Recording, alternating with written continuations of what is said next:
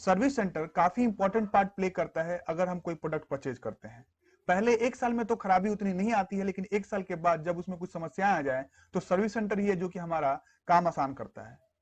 किसी भी प्रोडक्ट को परचेज करने से पहले उसको सर्विस सेंटर के बारे में जानकारी होना काफी इंपॉर्टेंट हो जाता है, क्योंकि आपके एरिया में अगर सर्विस सेंटर अवेलेबल नहीं है तो आने वाले टाइम के अंदर आपको परेशानी का सामना करना पड़ सकता है। गैजेट्स में ज्यादा दिक्कतें आती हैं और इसलिए सर्विस सेंटर का होना आपके एरिया में बहुत जरूरी हो जाता है। अब मैं सर्विस सेंटर के बारे में आपको क्यों बता रहा हूँ। रियलमी की तरफ से रियलमी टीवी का लॉन्च किया गया और 2 जून 2020 से इसका सेल आने वाला है।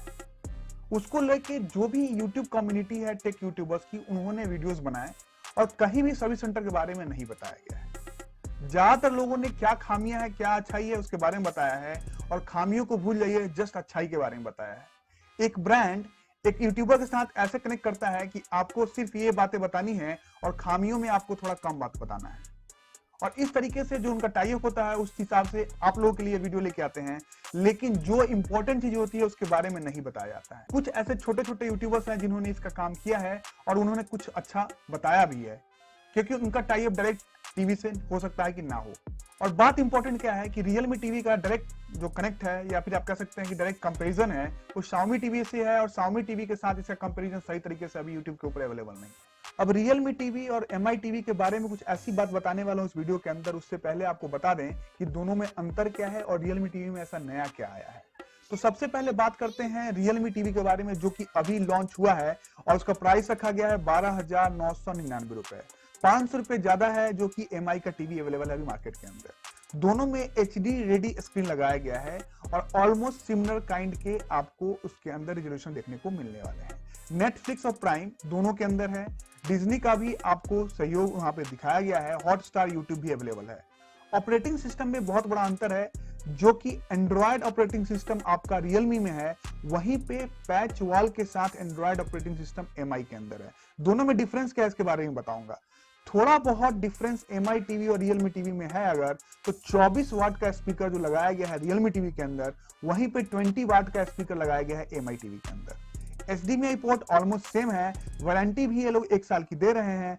साथ ही साथ पैनल की वारंटी रियलमी तरफ से 2 साल की दी जा रही है, वहीं पे MI 1 साल की पैनल वारंटी दे रहा है आप लोगों को।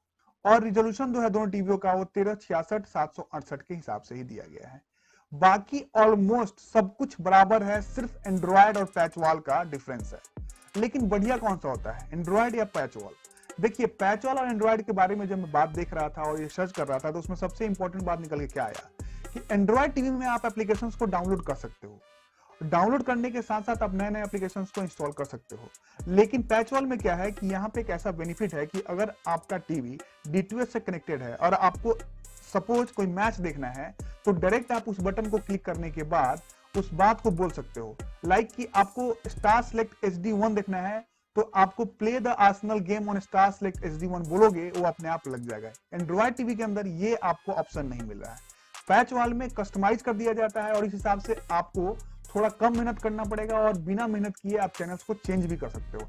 एंड्रॉयड टीवी में जो कि रियलमी में है, ये ऑप्शन अभी फिलहाल अवेलेबल नहीं है। अगर बात करते हैं 43 इंच टीवी के बारे में, तो दोनों में सिमिलरिटीज लगभग सेम है। ज्यादा का अंतर नहीं है, सिर्फ साइज को बढ़ा दिया गया है। साइज बढ़ाने के अलावा दूसरा कुछ सिमिलरिटी नहीं है। थोड़े बहुत रिजोल्यूशन में फर्क आ गया है, जो कि 920 1080 का रिजोल्यूशन दिया गया है 43 इंच में, और वो Xiaomi में भी है और रियलमी में भी है। और बाकी चीजें ऑलमोस्ट सिमिलर तरीके की हैं। कॉन्ट्रास्ट रेशियो भी थोड़ा बढ़ाया गया है, लेकिन इसके अलावा बहुत कुछ अंतर नहीं है। आप लोगों को अगर इसके बाद कुछ और जानकारी मिल रही है इस टीवी के बारे में तो मुझे कमेंट बॉक्स में बता सकते हैं, जो कि मैंने कवर ना किया हो अगले वीडियो में कवर कर दूंगा। अब बात करते हैं इंपॉर्टेंट पॉइंट की। मैंने आप लोगों को सबसे पहले सर्विस सेंटर के बारे में बताया। अभी सर्विस सेंटर सबसे इंपॉर्टेंट पार्ट प्ले कर रहा है, क्योंकि आपका फोन कई बार गड़बड़ हो जाता है लाने के साथ ही। तो अगर वारंटी में आपका फोन है या फिर आपका टीवी लाने के साथ ही कुछ प्रॉब्लम आ जाती है, तो कब तक आप कॉल कीजिएगा और टेक्नीशियन आपके घर तक आएंगे। सर्विस सेंटर आपको पता होना चाहिए कि है आपके एरिया में या नहीं है। अगर टीवी की बात करें रियलमी में दिल्ली के अंदर, तो यहाँ पे रिजल्ट अभी शो नहीं कर रहा है। हो सकता है कि नया अभी सेटअप आया हुआ है इसलिए टेलीविजन का अभी ये शो नहीं कर रहे हैं, लेकिन मोबाइल फोन में भी कुछ ज्यादा इनका अच्छा हालात नहीं है। 2 सर्विस सेंटर दिल्ली के अंदर अवेलेबल है, जहां पे इतनी बड़ी जनसंख्या रहती है वहां पे सिर्फ 2 सर्विस सेंटर होना। इसका मतलब यह है कि सिर्फ खाना पूर्ति के लिए सर्विस सेंटर खोला गया है। तो अगर आपका फोन गड़बड़ हो जाता है या फिर अगर आपका टीवी खराब हो जाता है, तो 2 सर्विस सेंटर इनके लोड को नहीं झेल सकते हैं। क्या आपके साथ कभी ऐसी घटना हुई है रियलमी के साथ? तो प्लीज कमेंट बॉक्स में बताइएगा।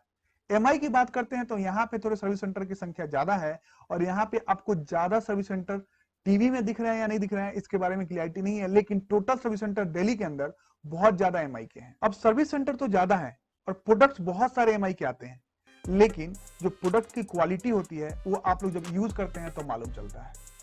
और उसको लेके रेटिंग्स के बारे में भी कुछ बातें बताई गई, मैंने जो चेक करने की कोशिश करी है तो पिक्चर के बारे में बोला गया है, जो फीडबैक आया उसमें अंदर से 25% लोगों ने नेगेटिव कमेंट दिया है, 75% लोगों ने पॉजिटिव बातें बताई हैं। साउंड में भी ऑलमोस्ट सिमिलर तरीके की बात है, लेकिन कनेक्टिविटी के अंदर यह बात बताई गई कि 32% लोगों ने पॉजिटिव और 68% लोगों ने नेगेटिव फीडबैक दिया है। अब मुझे एक बात बताइए, जब टीवी सिमिलर तरीके का है रियलमी का, तो क्या इसके अंदर जो कनेक्टिविटी आने वाला है वो बहुत बढ़िया होगा? ये अलग कर सकता है एमआई टीवी से। अगर रियलमी के द्वारा कनेक्टिविटी इशू को सही से किया गया है तो इससे बहुत फायदा हो सकता है रियलमी टीवी को। अब कनेक्टिविटी के बाद डिलीवरी और इंस्टॉलेशन में बहुत सारी दिक्कतें हुई थी लोगों को स्टार्टिंग में, और अब जाके एमआई में इतनी ज्यादा दिक्कतें नहीं होती, बहुत जल्द डिलीवरी हो जाती है और साथ ही साथ इंस्टॉल भी तुरंत कर देते हैं। तो देखने वाली बात होगी रियलमी ये काम कैसे करता है।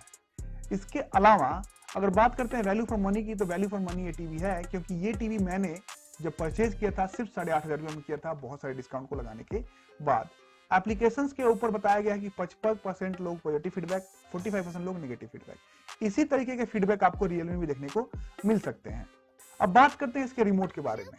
अगर रिमोट देखते हैं आप रियलमी का, तो यहाँ पे कुछ बटन एक्स्ट्रा दिए हुए हैं। रिमोट उतना क्लासी नहीं है, लेकिन ठीक ठाक है। वहीं पे एमआई के रिमोट के बारे में बात करते हैं तो बटन थोड़े कम हैं, लेकिन यहाँ पे आपको गूगल सपोर्ट के साथ साथ एमआई का जो पैच वॉल है वो भी आपको देखने को मिलता है। और भी चीजें, बिल्ड क्वालिटी, ये सब बात करें तो बेजल फ्री है आपका रियलमी टीवी, वहीं पे आपको एमआई में थोड़ा सा बेजल देखने को मिलता है। बात यह है कि हार्डवेयर कंपोनेंट कैसे लगाए गए हैं दोनों के साथ। तो देखिए, प्रोडक्ट जो है चाइनीज है और सामान जो है चाइना का यूज किया गया है, तो बहुत बढ़िया हार्डवेयर इस्तेमाल किया गया हो इसकी कामना ना करें। दूसरी बात, इन दोनों प्रोडक्ट के अंदर जो आज की डेट में मदरबोर्ड्स आ रहे हैं वो एक ही मदरबोर्ड आता है जिसके ऊपर सारे चिप लगे होते हैं। कुछ दिक्कतें आई अगर किसी भी कंपोनेंट के अंदर, मदरबोर्ड के अंदर, तो आपको पूरा मदरबोर्ड चेंज करना पड़ता है, जिसकी कीमत 50% से भी ऊपर होती है। तो टीवी लेने से पहले आप लोगों को थ्रोली सभी को जान लेना चाहिए, नेटफ्लिक्स, यूट्यूब, प्राइम वीडियो जो कि आजकल सबसे ज्यादा डिमांड में है, वो सब आपको देखने को मिलेंगे। लेकिन एक इंपॉर्टेंट बात आप लोगों से बताना चाहता हूं मैं, जब एंड्रॉयड टीवी या कोई भी टीवी आप खरीद रहे हैं तो क्या आप सोचते हैं आपके टीवी के अंदर जो एप्लीकेशंस हैं उससे कितना ज्यादा एप्लीकेशन आप ज्यादा डाउनलोड कर लीजिएगा? मेरे हिसाब से 1 या 2, और वो भी नए टीवी होने के बाद। जैसे जैसे टीवी पुराना होता जाता है, आपको जो एप्लीकेशंस मोबाइल में या फिर आपके टीवी में दिए हुए हैं उसी से आपका काम चलना शुरू हो जाता है। जो लोग बहुत टेक्निकल हैं वो लोग ज्यादा चीजों को डाउनलोड करते हैं या ज्यादा चीजों को देखते हैं, लेकिन वो लोग फिर एमआई और रियलमी के साथ नहीं जाएंगे। सर्विस सेंटर के बारे में बताना बहुत जरूरी था आप लोगों को, जो कि आज की डेट में बहुत इंपॉर्टेंट पार्ट प्ले करेगा आने वाले समय के अंदर, क्योंकि चीजें जो आ रही हैं वो लॉन्ग लास्टिंग बिल्कुल नहीं आ रही है। 2 से 3 साल में टीवी खराब हो जाना है, फिर आपको नया टीवी लेना पड़ेगा। उससे पहले और उससे अच्छा यह है कि आपको मालूम होना चाहिए कि आपके टीवी को बनवाया जा सकता है या नहीं। आप लोगों को अच्छा लगा वीडियो तो लाइक कीजिए, कमेंट कीजिए, शेयर कीजिए, और साथ ही साथ कोई भी क्वेश्चन हो तो आप जरूर पूछिएगा। मैं आप लोगों के हित में जो भी बातें होगा बिल्कुल सही तरीके से लेके आऊंगा, और किसी भी कंपनी के दबाव में आके मैं अपने स्टेटमेंट्स को चेंज नहीं करने वाला हूं। आप लोग बस मेरा साथ दीजिए और वीडियो को जितना शेयर कर सकते हैं कीजिए। कुछ और जानकारी चाहिए तो वो भी कमेंट करके बताइए। Thank you so much video देखने के लिए।